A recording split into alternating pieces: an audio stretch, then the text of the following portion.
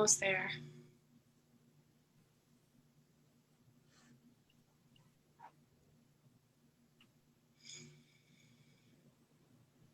Hello and welcome to our U.S. election Facebook Live. My name is Mariana Brady and I'm joined here today with my colleagues Anthony Zerker and Holly Hondrick.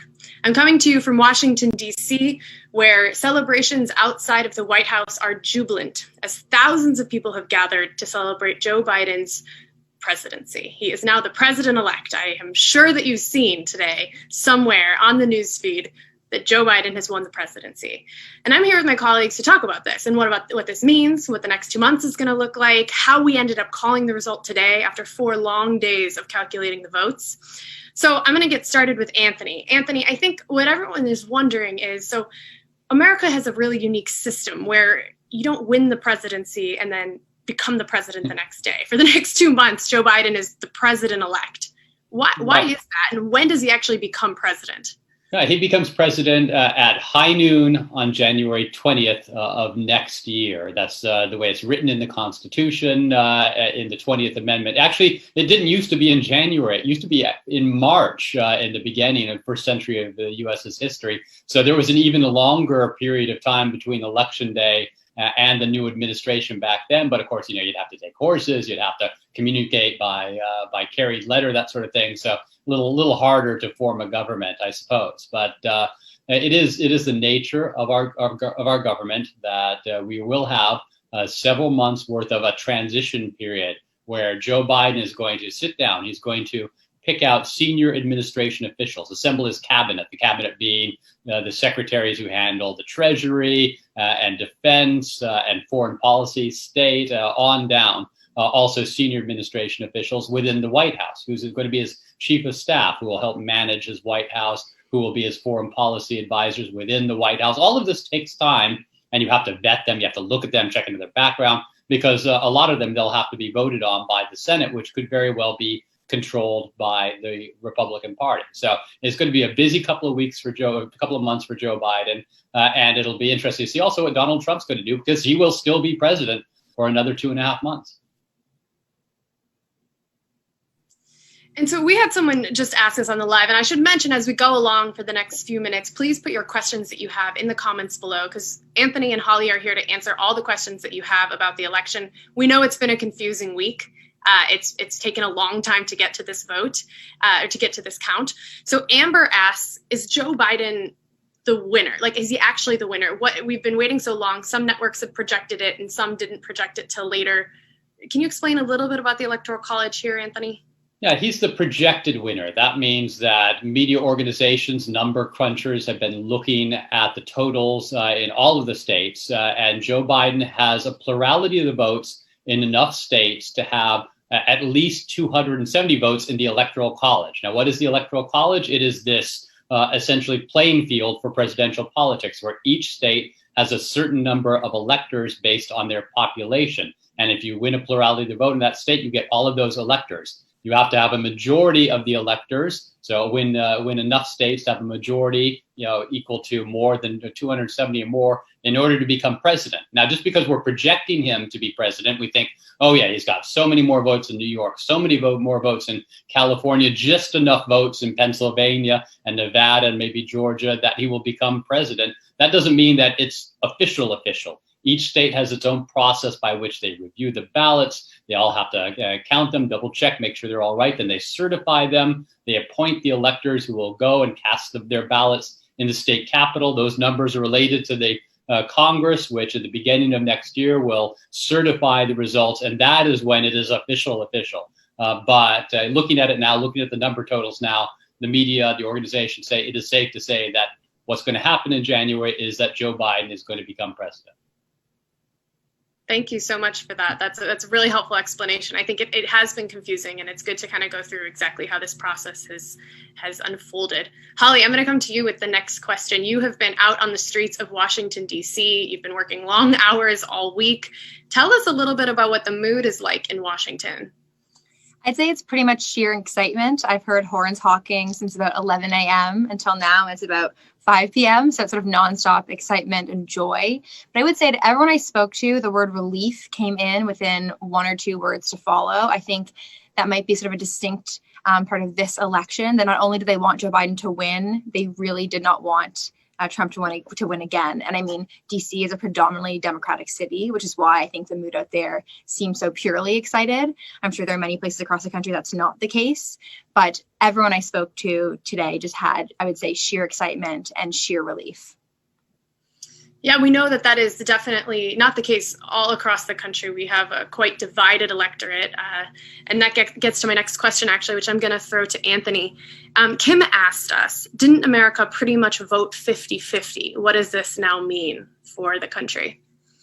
Yes, Joe Biden has won at least 4 million more votes than Donald Trump. The elections aren't determined by the overall popular vote. If that were the case, Hillary Clinton would have won 4 years ago. But that does show that there were more people who voted for Joe Biden than Donald Trump. But still, we're talking about possibly 80 million people who have voted for Donald Trump. That's a big chunk of the American population, 340 million or however many it is now. So there are going to be a lot of people who are disappointed. And among those who voted for Donald Trump, he has a very loyal, dedicated base. I was traveling around with the president a couple of weeks ago, and he was holding rallies all over the country, in the Midwest, in Arizona and Florida. And the one thing that you heard time and time again from these people was how much they loved the president. They chanted that, actually. They would chant, "We love you, we love you." And the president would kind of bask in the glow of this adoration. They're not going to be happy. They're going to be disillusioned. They're going to feel, egged on perhaps by Donald Trump himself, that they've been cheated out of having their man in office. And so I think there's some very serious divisions within the country right now that are not going to go away. And that's going to be a challenge for Joe Biden to try to reach across to Donald Trump supporters and be their president as well. He says that. He's going to say that in his speech tonight, I imagine, again. But saying it and actually being able to accomplish that, two very different things. So the announcement of any U.S. president is historic because of America's impact on the world. But today marks a specifically historic day because of one woman, and that is Kamala Harris. She is the first woman to serve as the vice president in American history. Holly, you have written extensively about Mrs. Harris. Can you tell us a little bit about her for those that don't really know and haven't been following her political career? Yeah, Kamala Harris has been sort of a first for her entire career. She was the first female attorney general, the top lawyer, basically, of California. Also the first Black person to be the attorney general in California, where she grew up.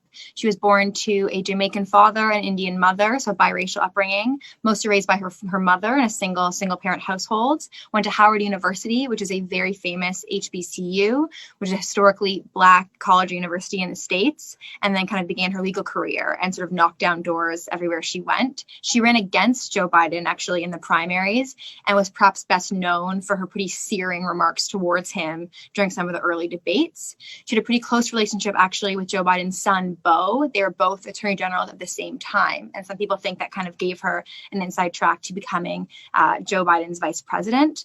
But prior to being the vice president-elect, I guess you could say, she was a senator from California, elected in 2016.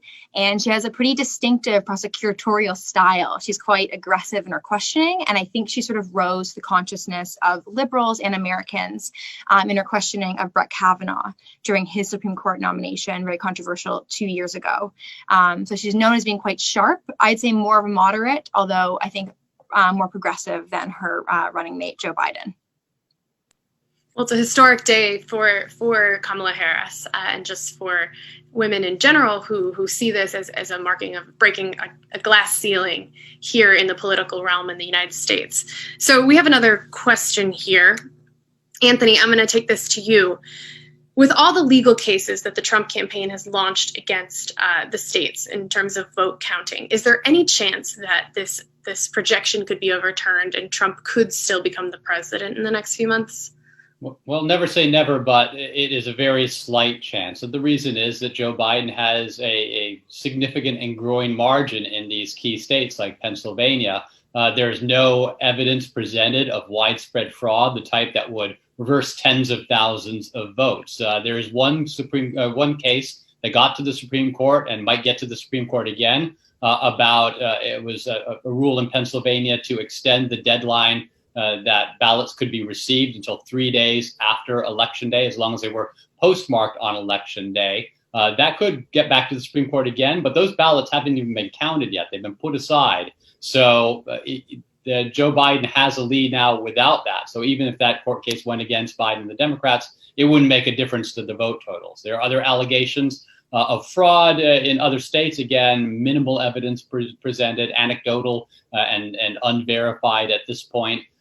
Donald Trump has also sued about having not enough observers in some of the locations where ballots were being counted. Although I will point out that there are observers on both the Democrats and the Republican sides at all of these locations. It's just that Donald Trump's campaign wanted more of them and they wanted to be closer, so they were looking at the ballots right up close. None of those things appear to have any chance, as I mentioned, of reversing the total, the totals that Joe Biden is putting up in places like Georgia, Nevada, and Arizona, and Pennsylvania, which were the states that decided this. Oh, and I want to give one correction to what I said before. Donald Trump has 70 million votes so far. Joe Biden has 74 million. So 47.7% of the people who cast ballots cast them for Donald Trump, which is still, as you mentioned before, a pretty sizable chunk of the American voting electorate.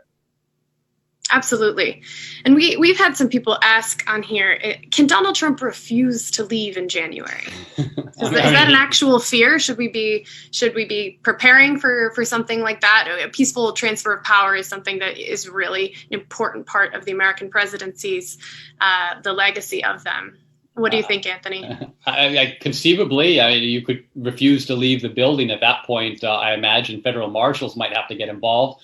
That seems unlikely in the extreme. I think what could be more likely is that Donald Trump refuses to officially concede, but concession speeches, which are a tradition of American politics, where the losing candidate stands up there and graciously says, we fought a good fight and, we did the best we can. And now the country needs to come together after a hard fought general election. There's no obligation to give that speech. There's no requirement that you have to acknowledge you were defeated, as long as you pack your bags and leave when your term expires. And there are some legal requirements that an administration has to do to aid in the transition to an incoming administration from another party. But all indications are that all of those requirements are being met, even if Donald Trump sits in his White House residence and tweets about how he's really won and it's all a fraud and he's going to overturn this predictions of his defeat. The rest of the administration is chugging along the way it should. Holly, one last one for you here that we have coming in on Facebook. So we know that Kamala Harris was actually a critic of Joe Biden a year ago when they ran against each other for the Democratic nomination. What's that going to mean for her as vice president? Do you think that they are going to get along? Can you talk a little bit more about that relationship they have because of Beau? I do think they're going to get along. I don't think that Joe Biden would have picked her otherwise. What I think I would say is her criticism of him was of a policy called busing, in which was Joe Biden opposed busing, which was bringing people of color into areas where it was predominantly white. And Kamala Harris was bused from her neighborhood as a young child. Joe Biden opposed that policy. So it was a very pointed and specific criticism of him in the debates. I think what one could say, an optimistic view would be, she is, as we've said before, the first female Black person to serve in the White House as either president or vice president. And I think that really matters after the summer we've seen with Black Lives Matter protests all over the country. I think that's a perspective that people are really excited to have in the White House. Several people I spoke to today alone were wearing Howard shirts, I think, to show their support for Kamala. I saw a t-shirt covered with Kamala's face over it. And everyone I spoke to, especially African Americans, said, like, we have one of us in the White House. And I think that may be how, although it was hard on Joe Biden at the debates, I think it's a valuable perspective that she's going to bring, and people are excited about it. Thank you so much. I just want to take a moment to thank both of you for joining me here on this Facebook Live. I know that you are both sleep deprived, as am I. It's been a long week. I think everyone across the world is grateful that we just have a result at this point and can start thinking about what's next. Thank you all for watching. This has been a pleasure to help cover the U.S. election. It's not over. We still have a couple more months of Donald Trump as president before we enter Joe Biden's first term as president. So thank you, Holly. Thank you, Anthony. I'm Mariana Brady, coming to you from Washington.